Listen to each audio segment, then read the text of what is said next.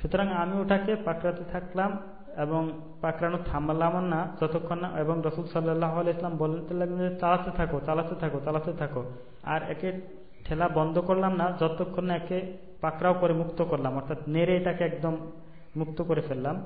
অতঃপর তিনি বললেন একে আঘাত করো। সুতরাং আমি তাকে আঘাত করলাম, এটাকে ভাঙলাম এবং আমি নেমে আসলাম। এটা আসছে তারিখ আল বাগদাদে। তিনি এখানে আরো কিছু চেইন থেকে অনুরূপ হাদিসটা বর্ণনা করেছেন। আমরা এখানে ডিটেলস যেতে চাই না, আশা করি যে 3টা চেইন থেকে আমরা হাদিসটা বর্ণনা করেছি ইনশাআল্লাহ যথেষ্ট।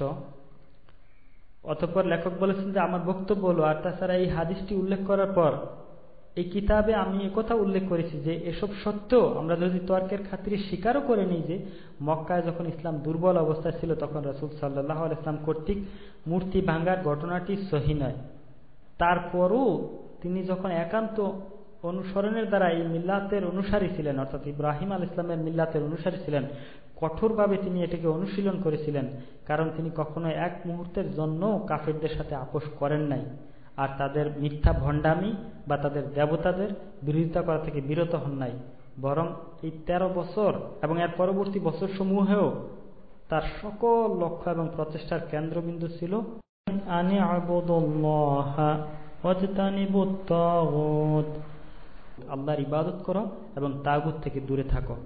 সুতরাং তিনি 13 বছর তাদের মধ্যে অবস্থান করেছেন। এর মানে এই নয় যে তিনি তাদের গুণগান করেছে বা প্রশংসা করেছে অথবা তাদের সম্মান করার মতো কোনো চুক্তি করেছেন। লেখক বলছেন যে রাসূল সাল্লাল্লাহু আলাইহি ওয়াসাল্লাম বরং প্রকাশ্যে মুশরিকদের সাথে এবং তাদের কর্মকাণ্ডের সাথে শত্রুতা এবং বিচ্ছিন্নতার ঘোষণা দিতেন, ও তার সাহাবাদের দুর্বলতা সত্ত্বেও তাদের এসব দেবদেবীদের প্রতি, এসব মূর্তিদের প্রতি কুফর ঘোষণা করতেন। ইতিমধ্যেই আমরা এই জিনিসটাকে স্পষ্ট করেছি। আপনি যদি মাক্কি যুগে নাজিলকৃত সূরাগুলো পড়েন তাহলে বিষয়টি অধিকাংশই আপনার কাছে পরিষ্কার হয়ে যাবে। সুতরাং এটা তেমন নয় যেমন সমালোচকরা ভেবেছেন, শুধুমাত্র একটা হাদিসের উপর ভিত্তি করেই পুরো আলোচনাকে দুর্বল হিসাবে গণ্য করেছেন, বরং এই বিষয়ের পক্ষে ইসলামী শরিয়াতের বড় বড় সাক্ষী দলিল, স্পষ্ট সুনিশ্চিত নীতি এবং সুপ্রতিষ্ঠিত বিধান রয়েছে, যা প্রকৃতপক্ষে কেউই অস্বীকার করবে না একমাত্র সে ছাড়া যে নিজেকে অহংকার করে কোনো কিছু অস্বীকার করে।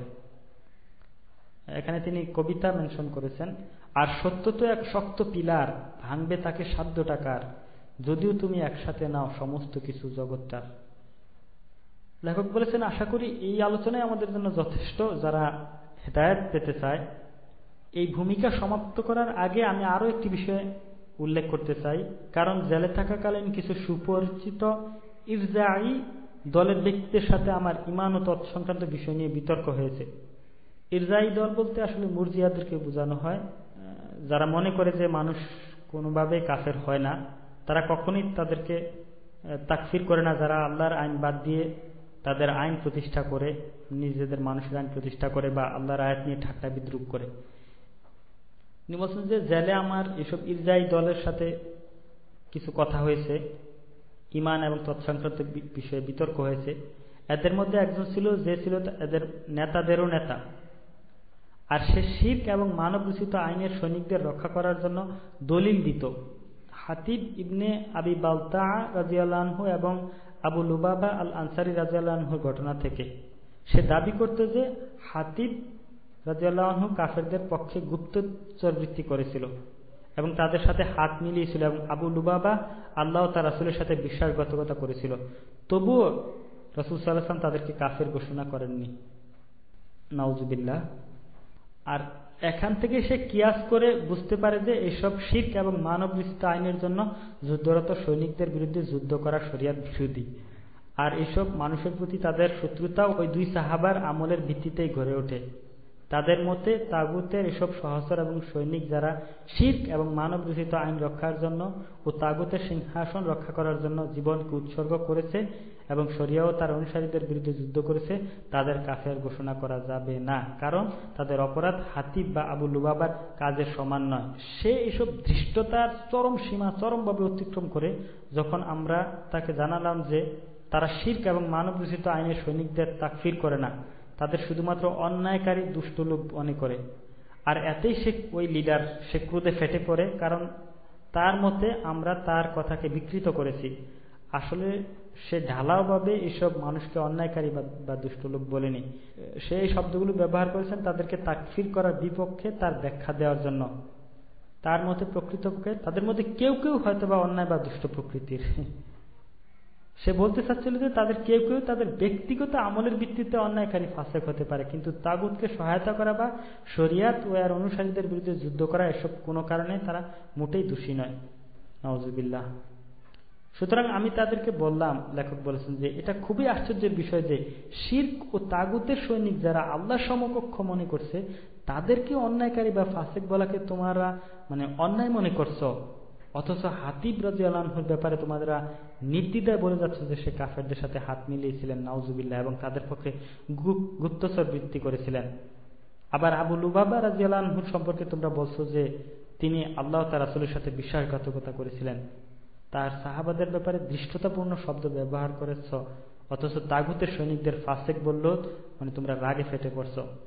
আর এখানেই তাদের সাথে আমাদের পার্থক্য সুস্পষ্ট হয়। লেখক বলেছেন যে আর যখন জেলের ভিতরে ইসলামপন্থীরা আমাদের সাথে তাদের মিলিত ঐক্যবদ্ধ করার প্রয়াস চালায়, তখন এসব ইসলামপন্থীদের সাথে আমাদের কিছু বৈঠক হয়। তখন আমরা দেখলাম যে এরাও ওই তাদেরই মতো একই ধারণা পোষণ করে, অর্থাৎ হাতিব ও আবু লুবাবা রাদিয়াল্লাহু আনহু অন্যান্যদের ব্যাপারে। সুতরাং আমি তাদেরকে বললাম, সোজা কথা, তোমাদের সাহচর্যের ব্যাপারে, তোমাদের বন্ধুত্বের ব্যাপারে, সাহচর্যের ব্যাপারে আমাদের কোনো আগ্রহ নাই। কারণ রাসূল সাল্লাল্লাহু আলাইহি ওয়াসাল্লামের সাহাবাদেরকে ধোঁকাবাজ মুনাফিক বললে তোমরা সেটাকে অন্যায় মনে করো না, অথচ আল্লাহর শত্রু এবং তাগুতের সৈনিকদের শুধুমাত্র অন্যায়কারী বললেই তোমাদের কাছে তা অপরাধ মনে হয়। আর এ কারণেই আল্লাহর কসম করে বলছি, তোমাদের সাহচর্যে আমাদের কোনো আগ্রহ নেই, বরং আমরা তোমাদেরকে পাত্তা দিই না এবং তোমাদের নিয়ে আমরা নিজেদের ব্যস্ত রাখতে চাই না, কারণ আমরা এখন জেলে রয়েছি আল্লাহ তাআলার শত্রুদের মাঝখানে। একথা বলার সাথে সাথে তাদের নেতা রেগে গেল এবং তাদের অন্তরের লুকানো সত্য প্রকাশ করে দিয়ে বলল যে প্রকৃতপক্ষে তোমরা মিল্লাত ইব্রাহিমের দিকে আহ্বানকারী একজন ব্যক্তি ছাড়া আর কিছু নও। আর যে ব্যক্তি মিল্লাত ইব্রাহিমের দিকে ডাকে সে রাজনৈতিক কারণে বিভ্রান্ত। তারা যেটার দিকে ডাকে তা আসলে ইহুদি এবং খ্রিস্টানদের সাথে সামঞ্জস্য সৃষ্টিকারী, যারা ইহুদি ইব্রাহিম আলাইহিস সালামের বংশধর। আর এ কারণেই এই ঘটনাটি এখানে উল্লেখ করলাম, যাতে স্থানে একটি মিল্লাত ইব্রাহিম সম্পর্কে মানুষের অজ্ঞতার প্রমাণ থাকে। অর্থাৎ লেখক এখানে এটা বোঝাতে চাচ্ছেন, শেখ মাকদিসি, যে তাদের এইসব তথাকথিত সালাফদের লিডারদের যে লিডার, তারই যদি মিল্লাত ইব্রাহিম সম্পর্কে এরূপ অজ্ঞতা, আর সাধারণ মানুষদের মধ্যে কি অবস্থা, তিনি এই জিনিসটাই এখানে মেনশন করতে চেয়েছেন। লেখক বলেছেন যে আমরা তার এই বক্তব্যের কি জবাব দেব এটা আমার জানা নাই, আর আমি এসব মানুষদের জবাব কিভাবে দিব যারা খেলাফত প্রতিষ্ঠা করতে চায় অথচ তারা স্পষ্ট দুটি জিনিসের পার্থক্য বুঝে না।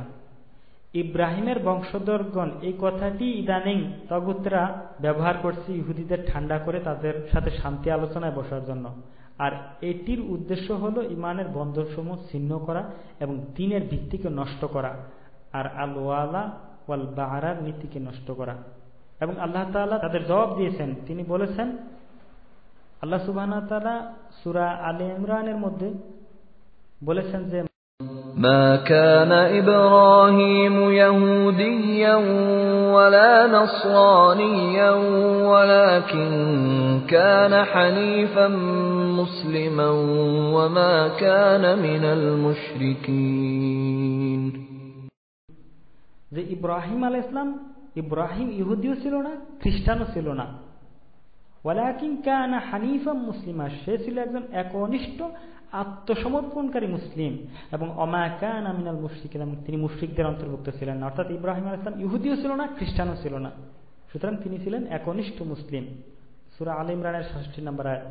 লেখক বলেছেন, সুতরাং তারা এই কথার সাথে মিল্লাত ইব্রাহিমের পার্থক্য করে না, যার কারণে পিতা ও সন্তানের মাঝে সম্পর্ক ছেদ হয়, কারণ এটি হলো আর রহমানের বন্ধুদের সাথে আর শয়তানের বন্ধুদের মাঝে পার্থক্যের মানদণ্ড। আর এ ব্যাপারে আল্লাহ তাআলা কুরআন কারিমে বলেছেন, وَمَن يَرْغَبُ عَن مِّلَّةِ إِبْرَاهِيمَ إِلَّا مَن سَفِهَ نَفْسَهُ, যে নিজেকে নির্বোধ করেছে, যে নিজেকে বোকা বানিয়েছে, সে ব্যতীত মিল্লাত ইব্রাহিম থেকে আর কে বিমুখ হবে। সূরা বাকারা এর 130 নম্বর আয়াত। তিনি বলছেন, আমরা এই কিতাবে আপনাদের জন্য বিষয়টিকে ব্যাখ্যা করেছি, সুতরাং বিষয়টি বোঝার জন্য চেষ্টা করবেন এবং এর বিরোধিতাকারীদের বিভ্রান্তিতে কান দিবেন না। হে আমার মুওয়াহহিদ ভাই, আসলে এটা খুবই আফসোসের বিষয় যে এই কিতাবটা প্রকাশের পর থেকে শুরু করে আজ পর্যন্ত আমার বিরোধীরা, আমার সাথে বিতর্ককারীরা বা যারা আমাদের দাওয়ার প্রতি অভিযোগের পর অভিযোগ উত্থাপন করত, তারা কোনো অন্য কিছুই পাঠায় নাই অভিযোগ হিসাবে, শুধুমাত্র এই কয়েকটি হাস্যকর প্রশ্ন ছাড়া।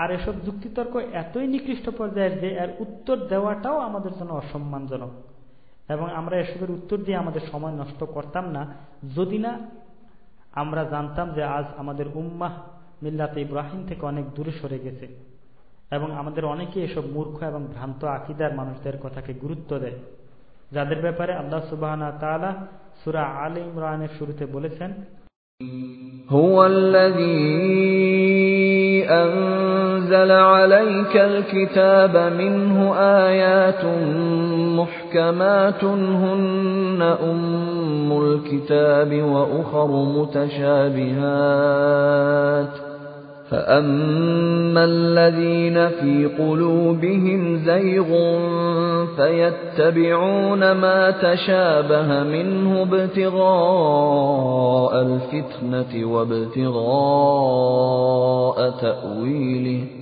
وما يعلم تأويله إلا الله والراسخون في العلم يقولون آمنا به كل من عند ربنا وما يذكر إلا أولو الألباب তিনি তোমাদের প্রতি নাজিল করেছেন এই কিতাব, যার কতক আয়াত হচ্ছে মুহকাম স্পষ্ট এবং এগুলো হচ্ছে কিতাবের মূল, আর কতক আয়াত হচ্ছে মুতাশাবিহা মানে অস্পষ্ট, যাদের অন্তরে সত্য লঙ্ঘনের প্রবণতা রয়েছে, তারাই শুধু এসব ফিতনা এবং ভুল ব্যাখ্যার উদ্দেশ্যে ওসব মুতাশাবিহাত অস্পষ্ট আয়াতের অনুসরণ করে। আল্লাহ ব্যতীত আর কেউই এর ব্যাখ্যা জানে না। আর যারা জ্ঞানের সুগভীর তারা বলে, আমরা এটিকে বিশ্বাস করি সমস্তই আমাদের রবের নিকট থেকে আগত এবং বুধ শক্তি সম্পন্ন ব্যক্তি ব্যতীত অপর কেউ শিক্ষা গ্রহণ করে না। সূরা আলে ইমরানের 7 নম্বর আয়াত। লেখক বলেছেন যে সুতরাং আমি আল্লাহর কাছে এই দ্বীনের বিষয়ের জন্য এবং এর শত্রুদের পরাভূত করার জন্য দোয়া করি, আরো দোয়া করি তিনি যেন আমাদের এই মিল্লাতের উপর কায়েম রাখুন যতদিন আমরা জীবিত থাকি, আমাদেরকে এই মিল্লাতের সৈনিক বানান এবং তারই পথে আমাদের শহীদের মৃত্যু দান করুন। নিশ্চয়ই তিনি আল করিম, আল্লাহর রহমত বর্ষিত হোক তার নবী মুহাম্মদ এবং তার পরিবার এবং তার সকল সাহাবাদের উপর। এই পর্যন্তই তিনি তার ভূমিকা অধ্যায়কে শেষ করেছেন মিল্লাত ইব্রাহিমের। জাযাকাল্লাহু খায়র। সুবহানাকাল্লাহুম্মা বিহামদিকা আশহাদু আল্লা ইলাহা ইল্লা আনতা আস্তাগফিরুকা ওয়া আতুবু ইলাইক।